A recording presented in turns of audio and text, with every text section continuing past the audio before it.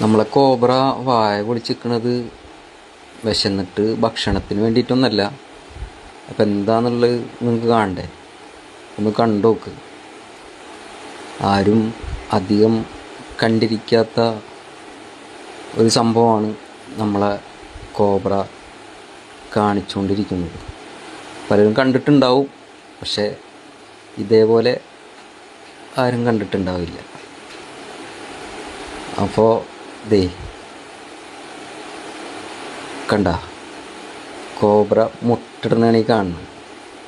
1 2 3 4 കഴിഞ്ഞിട്ടില്ല കേട്ടാ.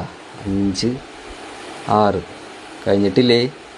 7 8 8 9 10 11 എന്താ അല്ലേ?